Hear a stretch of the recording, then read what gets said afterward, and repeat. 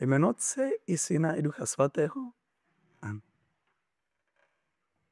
Drazí věřící, je dogma katolické církve, že duše, která odchází z tohoto světa ve stavu milosti posvěcující, ovšem je ještě zatížena časnými tresty za hříchy, které dosud nestihla odčinit, takže takováto duše odchází po smrti do očistce, kde se ještě musí skrze utrpení očistit od všech těchto časných trestů, aby následně mohla vejít do věčné nebeské blaženosti.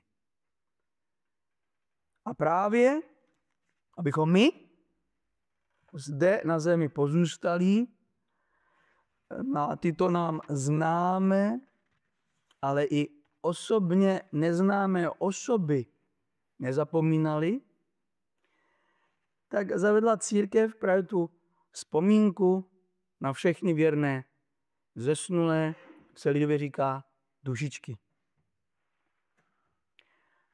A tato památka, tato vzpomínka není jen nějakým pouhým rozpomenutím se na ty osoby, které trpí v očistci, nýbrž tato vzpomínka je výzvou k aktivní pomoci jim.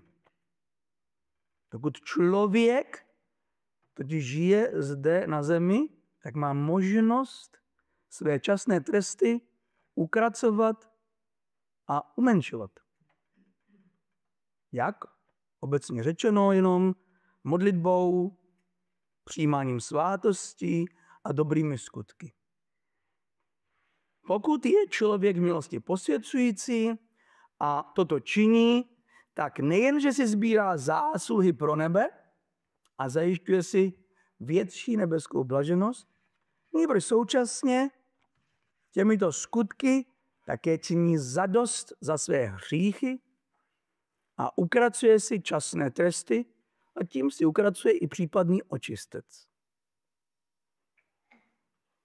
Proto člověk, katolík v milosti posvěcující, který se pravidelně nemodlí, čemuž patří i četba písma svatého, studium katechismu, četba životů svatých a podobně, dále, který nechodí pravidelně ke svátostem a který nečiní dobré skutky, tak takový člověk jedná velmi pošetile. Protože tím, že si ušetří čas teď na světě, že se například nepomodlí denní růženec, protože na to nemá čas, tak si potom o to více prodlouží očistec. Ne tím, že by hřešil, že by si rozmnožoval ty tresty. To ne. Nýbrž tím, že si neodčiní ty časné tresty, které má za hříchy jiné, takovýmto lehkým způsobem a nerozumně si toto odčinění ponechává na dobu po smrti. Čili to, co si může zde lehkým způsobem odčinit, modlitbou, přijímáním svátostí a dobrými skutky, protože na to nemá čas a zanedbává tyto věci, tak si ty tresty nechává po smrti.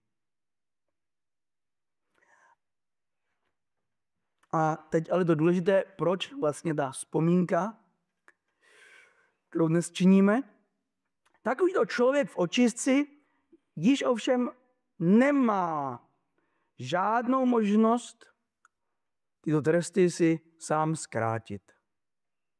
Tato lehká možnost, kterou zde na zemi máme, smrtí končí a ten člověk musí vytrpět celý trest tak, jak mu ho Kristus při osobním soudu po smrti vyměřil. A tato vzpomínka nám má právě připomenout dvě věci. První je, že jsme to ovšem my, zde na zemi žijící, kteří formou přímluvy můžeme ještě dobu či intenzitu utrpení duší v očistci zmírnit. Což oni sami již nemohou. A proto nám církev jako dobrá matka, alespoň jednou za rok, touto památkou připomíná, že máme sourozence, kteří potřebují naši pomoc a toužebně na ně čekají. Oni si pomoct nemohou, my jim ano, čili je to naše povinnost jim pomoct. A za druhé nám chce církev připomenout, co na nás čeká a že se máme ze všech sil snažit toto očistcové utrpení zkrátit, pokud možno co nejvíce i nám, již výše zmíněnými úkony. A drazí věřící, to je to, k čemu chci na závěr vybídnout i nás všechny.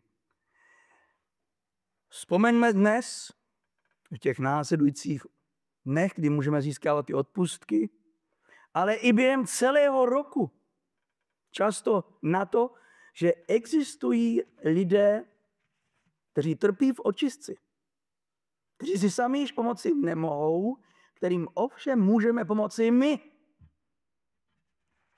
A nevzpomínejme na ně pouze teoreticky, nýbrž jim skutečně aktivně pomáhejme.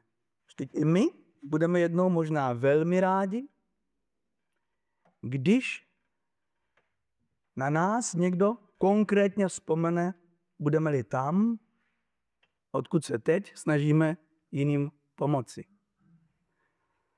A berme tuto památku skutečně také jako vybídnutí.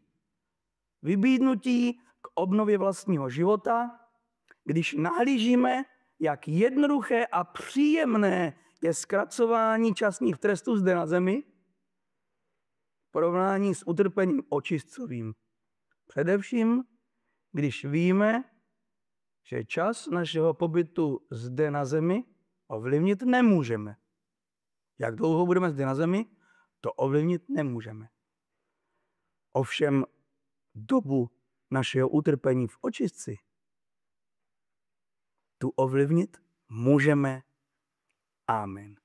Pochválen buď Pán Ježíš Kristus. Amen.